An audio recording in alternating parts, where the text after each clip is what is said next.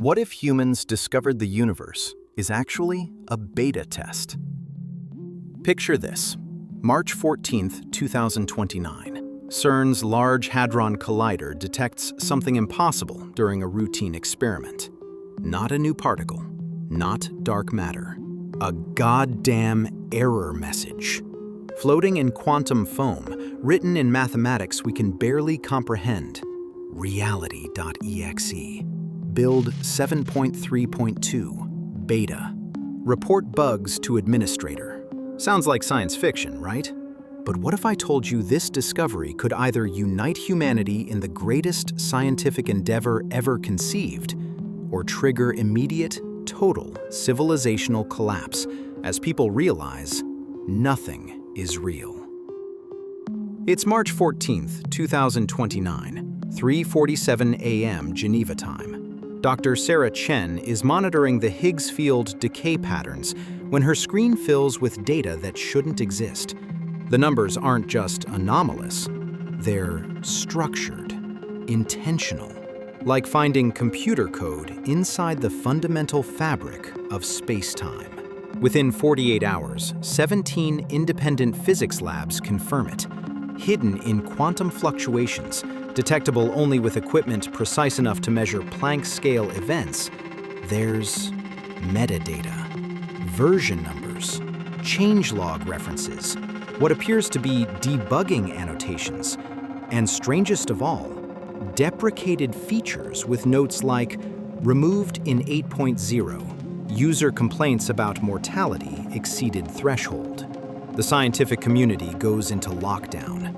This isn't just physics. This is ontological terrorism, proof that reality is simulated, designed, unfinished.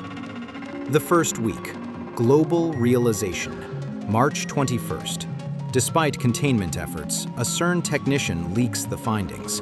Within 6 hours, it's global news. Immediate chaos. Stock markets crash. Religious institutions splinter. Some claim it proves divine creation, others that it disproves everything. Suicide hotlines are overwhelmed. If nothing is real, why does anything matter? But others react differently, with excitement. If reality is designed, maybe we can understand the design, maybe even change it. The Crisis, Week 2, March 28th. Scientists decode more of the metadata. They find something terrifying. A scheduled end of beta date. December 31st, 2030, less than 2 years away. With a note, migration to production environment pending stakeholder approval. Nobody knows what migration means. Reboot? Reset? Deletion? The breaking point. April 15th, 2029. Emergency UN session. The question before humanity: how do we respond to learning we're in a beta test? 2 proposals emerge. Protocol Alpha. Accept the beta status. Work to prove humanity is ready for production. Fix our bugs. Optimize our code. Demonstrate we deserve to continue. Protocol Omega. Reject the framework entirely. If we're in someone else's experiment, we owe them nothing. Pursue our own path, regardless of external evaluation. The vote among member nations is 104 to 89. And this single decision splits humanity into 2 completely different futures. Let me show you both timelines. The good ending. Scenario A. The optimization. Protocol Alpha passes. Humanity unites under a single purpose: prove we're worthy of production release. Year 1, 2029 to 2030. The Great Audit. Within months, the Beta Optimization Council forms. Scientists, philosophers, ethicists, and systems engineers working together. They approach humanity like debugging software. What are our critical failures? Where do our systems crash? What features work and what needs patching? The metadata provides clues, references to conflict resolution errors, resource allocation bugs, empathy module inconsistencies. Teams form around each problem. If violence is a bug, how do we patch it? If inequality crashes social systems, what's the fix? Year 2, 2030 to 2031. The deadline sprint. December 31st, 2030 approaches. Humanity works with urgency we've never shown before.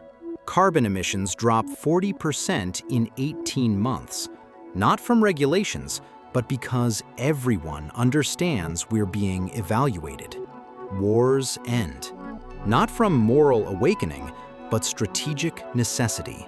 It's not pure altruism, it's existential self-interest, but the results are identical. December 30th, 2030. Midnight passes. Nothing happens. Year 5, 2034. The first patch. January 2034. The quantum metadata changes. New text appears. User-submitted patches accepted. Beta extended pending review. We can communicate with whoever's running this.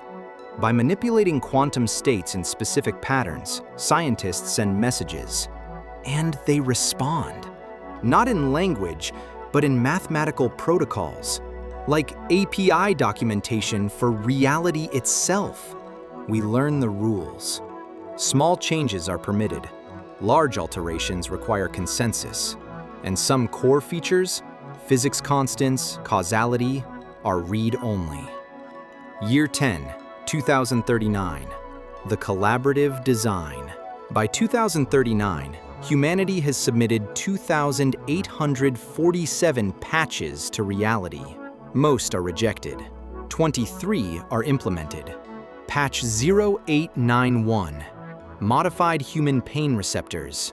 Still functional for warnings, but chronic pain reduced 90%. Implemented. Patch 1204. Adjusted photosynthesis efficiency in crops by 30%. Implemented. Patch 1756. Increased average human empathy response by modifying mirror neuron sensitivity. Implemented after extensive testing. We're not changing physics. We're tuning parameters within allowed ranges, like adjusting settings we didn't know existed. Year 25, 2054. The partnership era. By 2054, Earth has transformed. Not into utopia, the system doesn't allow that, but into something functional. Global cooperation isn't idealistic anymore. It's technical requirement. Patches require 95% human consensus to submit. We had to learn to agree. Climate change reversed through authorized environmental patches. Diseases eliminated through permitted biological optimizations. But limits remain. Death still exists. That's a core feature. Suffering reduced, not eliminated. Free will preserved by design. 2079. The production question. 2079. The metadata updates. Beta test successful. Migration to production approved. Deployment date? User discretion. We can graduate. Become a production reality, whatever that means. Probably removal of oversight. Full autonomy. But here's what's beautiful. After 50 years of collaboration, 87% of humanity votes to remain in beta. Because beta means support, means guidance, means we're not alone in this strange existence. A child born in 2079 asks her mother, "Why would we want to leave?" We finally learned how to work together. The cost. But what was lost? The illusion of independence. The belief that we're the highest authority. Every achievement has an asterisk. Permitted by administrators. Every triumph feels supervised. And billions spent their lives optimizing for external evaluation, never knowing if their own values mattered beyond the test. This is the world humble cooperation created. The bad ending, Scenario B, the rejection. Protocol Omega passes. Humanity refuses to play by someone else's rules. Year 1, 2029 to 2030. The defiance. The rallying cry goes global. Our universe, our rules. If we're in a simulation, we'll hack it. If we're being tested, we'll break the test. Humanity's greatest minds pivot to one goal: exploit the system. Quantum physicists search for buffer overflow vulnerabilities in space-time. Mathematicians look for logic errors in physical laws. December 31st, 2030. The deadline passes. Metadata updates. Beta termination postponed. Observing unauthorized modifications. Year 2, 2031. The first exploits. March 2031. A lab in Shanghai discovers the first reality exploit. A quantum state manipulation that briefly violates conservation of energy. For 0.003 seconds, they create matter from nothing. It's microscopic, unstable, but it works. They publish immediately. Within weeks, dozens of labs replicate it. Within months, they're scaling up. Year 5, 2034. The glitch economy. By 2034, glitch engineering is the world's largest industry. Corporations exploit reality bugs for profit. Energy companies use quantum exploits to generate power, violating thermodynamics temporarily, repeatedly, on industrial scales. The laws of physics become optional, expensive to bypass, but possible. Metadata warnings appear constantly. Critical errors detected. System stability compromised. Year 10, 2039. The cascade failures. Reality starts breaking down. Not metaphorically, physically. Regions of space where exploits were heavily used develop dead zones. Areas where physics becomes unpredictable. Gravity fluctuates.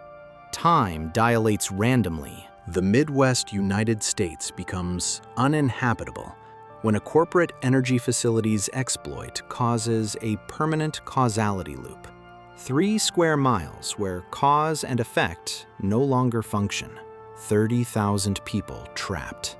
Not dead, just stuck in probabilistic superposition. Simultaneously alive and dead, young and old, present and absent. Year 15, 2044. The Administrator Intervention. July 2044. The metadata changes completely. New message. Critical. Unauthorized modifications exceeded safety parameters. Initiating rollback protocol. User data preservation not guaranteed. Scientists understand immediately. We're about to be reset. Rebooted to a previous stable version, maybe 2029, maybe earlier. Except we don't know if our consciousness survives a rollback. Are we backed up or just deleted and regenerated? Year 16, 2045, the fragmentation. The rollback doesn't happen. Instead, reality forks. Zones that heavily exploited glitches separate into pocket dimensions, isolated bubble universes with broken physics. Earth fragments into 47 separate reality shards. Communication between them becomes impossible. Each develops its own physics based on what exploits were used there. Shard 23, formerly the Pacific Northwest. Time runs backwards. Citizens age in reverse until they unexist. Shard 31, formerly North Africa. Matter spontaneously converts to energy. The entire region is now a self-sustaining fusion reaction, uninhabitable but indestructible. Year 25, 2054, the isolation zones. By 2054, Earth's 8 billion people are scattered across 47 incompatible reality shards, unable to interact. Each shard thinks they're the real Earth. Each believes the others are the corrupted versions. In Shard 1, the most stable fragment, scientists detect the original metadata one last time. Beta test terminated due to critical failure. Universe archived for post-mortem analysis. No production migration scheduled. Year 50, 2079. The archived existence. 2079. What remains of humanity exists in frozen fragments. No new metadata. No updates. No patches. The administrators stopped watching. We're not running anymore. We're archived. A cautionary tale in some database of failed simulations. A professor in Shard 1 teaches children, "We discovered we lived in a test, and our first instinct was to cheat. Now we're the warning label for the next beta test." Year 100, 2129, the Phantom Universe.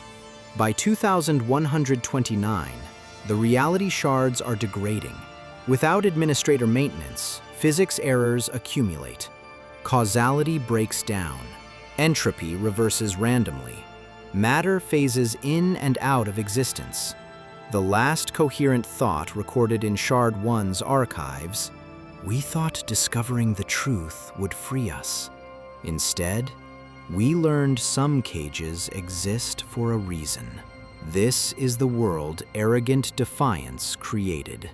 If this scenario made you question the nature of reality, hit that subscribe button. We explore mind-bending what-if questions every week. Drop an A if you'd work within the system, or a B if you'd hack reality regardless of consequences. So there it is. Same discovery, same metadata in the quantum foam. Two completely different futures based on one choice: cooperation or exploitation. Here's what keeps me up at night. We already live like we're in scenario B. We've discovered we're changing our climate, exhausting our resources, destabilizing our biosphere. And instead of working within planetary boundaries, we're looking for exploits. Geoengineering, genetic modification without understanding ecosystems, AI development without safety protocols. We're hacking systems we don't understand because we refuse to accept limits. What if Earth itself is the beta test? What if sustainability guidelines aren't restrictions, but system requirements? What if the warning signs we're seeing, climate change, biodiversity collapse, pandemic frequency, are the universe's version of error messages? Because here's the terrifying part.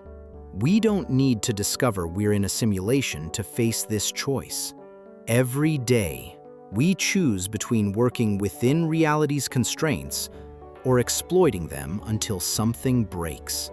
Maybe the real test isn't about proving ourselves to external administrators. Maybe it's about proving we can self-regulate before we crash the system. If we discovered reality had rules designed to keep us safe, would we follow them? Or would we spend our existence finding clever ways to break them? And maybe, just maybe, the reason we haven't found clear evidence of other intelligent life isn't because we're alone. Maybe it's because most civilizations choose Protocol Omega. And archived universes don't emit signals. Next week, another reality-splitting scenario. Until then, stay curious, and maybe consider that some boundaries exist for a reason. Thanks for watching. What If Split, where reality divides.